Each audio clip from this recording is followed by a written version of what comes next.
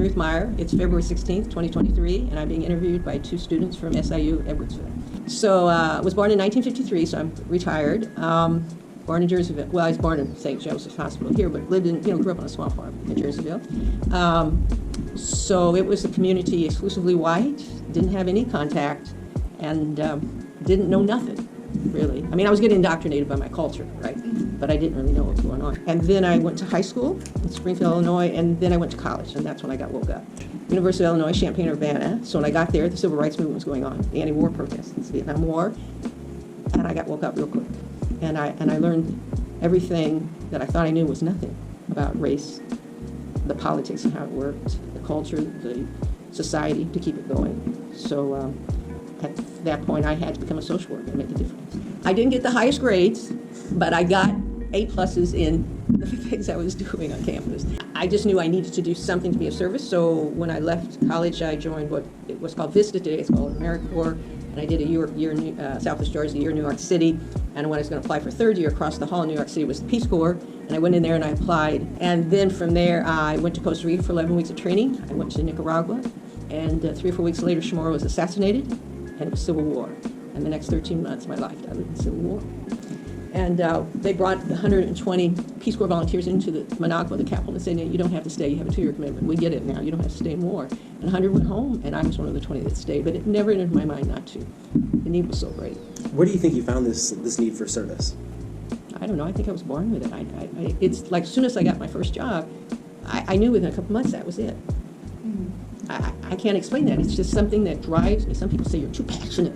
Well, okay, but you're white. You don't think that's too passionate. But it's just in me. I can't explain it. Every single thing that was a struggle was just an opportunity or testing for me to develop my character to be more committed to racial justice work.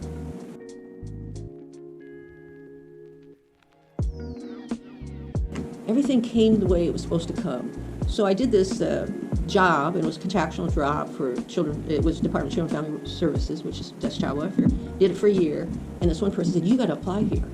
You are really good. You got to apply and work with us. And I'm like, okay, I don't know. So I applied, and I got the job. Now, I didn't even know what I was getting into, but for the next 18 years, I worked with children who were abused and neglected. Here, I learned those from the point of view of the children. I had to learn how children viewed the world. And deeply, I learned that children are not our most valuable resource. If you turn on in the evening news back then, and we always get that Wall Street report, but we should be getting a child welfare report every day. It should be our number one.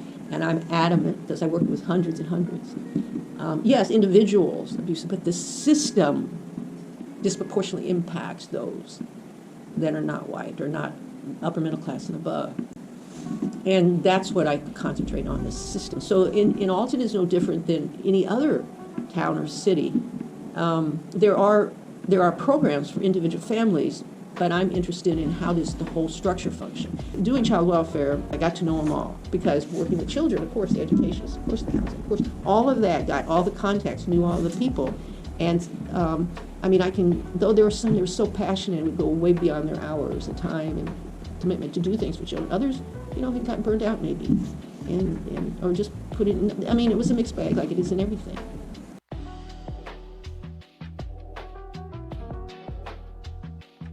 I think the community is, I'm honest, I think there is that the ones that have a disproportional impact on the power of making decisions tend to come from upper middle class, upper class, and white, disproportionately. But there's a lot of things where people are committed and doing actions to make it better, not only for the children, for everybody. Senior Citizen Plus, which now I'm more involved in, of course, has been here a long time. There have been right now we've got warming centers, dealing with the homeless. We've got domestic violence. That thing's been open since 1978. So it's the person that was there then is still here. So I got to meet so many dedicated people, and I think it's the real social fabric of the community.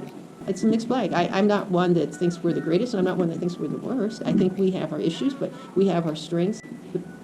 We can do with numbers what billionaires think they can do with their money. When enough people put children first, all people first, then things happen. They can regress, but I've seen that. So I'm passionate about Alton being The other thing is the river. It's a huge influence. And for me, let's say it's a really bitterly cold day, so cold that the river has frozen up, water gets occurring less often now. And I look out, and that was the very best days for the enslaved people in Missouri, because if they could cross the river when the ice had frozen and they could skin across, dogs and horses couldn't get in there. Yeah. So, but that mixed history. So I look at the river, and the river is the metaphor for me. It's like I look out some days, and I say, well, some days my life feels like it's a drought, and things seem to just kind of be difficult. And other days it's flooding, and that means it's picking up all that loose debris that I haven't dealt with in my life, and now I'm going to deal with it, even if I don't want to. And some days it goes and makes new pathways. It really does loop around in things. And sometimes, and my life is that way. It meanders, hopefully to something better, kind of getting engulfed in the Gulf of Mexico. That's the way I view it. And so it really has its own power. Part of the Native Women's Care Circle here. We have a water blessing every day. It's been going, every Sunday for 15 years. Nobody knows about it, but we do. We bless the water. We say ancient chants and we put the water back in to grace it, to heal it. And I've developed some really good friends here who are as passionate as I are for racial justice. And I think that happens, whatever your interests are. Not good or bad. Maybe your interest is golf. I've never played golf, but your interest is golf. And you find people that love golf. And you become good friends with people that play golf. Good. I'm not against golf. Mine is racial justice, so I'm always going to find those people, and they're going to find me. Yeah, I heard a person say one time, and I can't, so of course, can't remember who said it to me, but I love this. He said, for any movement work, you'll need three things. You need the wisdom of the elders. You'll need the resources of those in middle age, especially finances. And you'll need the enthusiasm of the youth. If you can put those three things together, you can have a movement that'll be strong and can last. So you have the ideals, you have the enthusiasm. Overall, you'll probably be in better physical health to do some certain things. I'm blessed that I'm in really great health, and I'm a very small number at this age that doesn't have at least one chronic disease. I don't have anything like that. So you have that. You may not have money, but you have that desire to do something that makes the world better. And some can get jaded, burned out through time. So don't forget the value you have. You've not been corrupted too much, is what I'm trying to say, right? You can be people being corrupted before you even show up at college. But you're not. And so you'll have that, and that'll ride you. And then you get that wisdom, you get those resources to help you, and then you can better do your purpose in life.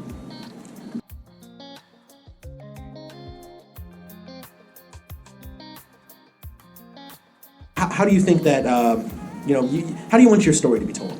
How do you want to, now that you're retired, when you look back, what are some words you can, say, a sentence or two about what you've gone through, what you've done? I would simply say that God gave me a life in which I was supposed to learn things through struggle, and then give that which I found was my blessings. For every struggle has been a blessing now, I see, and give away that to others and help them do the same. Because we all struggle at something, about something at some point, which is what social work is. Well, I think everybody has to do their own path. I'm not one to say, well, do this and you'll get a result. I just don't see it that way. For me, my day gets up and I pray and meditate, and I'm just to do what God wants me to do today. Results and outcome are none of my business. Because if I do that, God would use that to have an outcome better than anything I can imagine. So I really don't come from that view that I got this. I'm not that important, I'm not that powerful. I know that too. You will all find your way.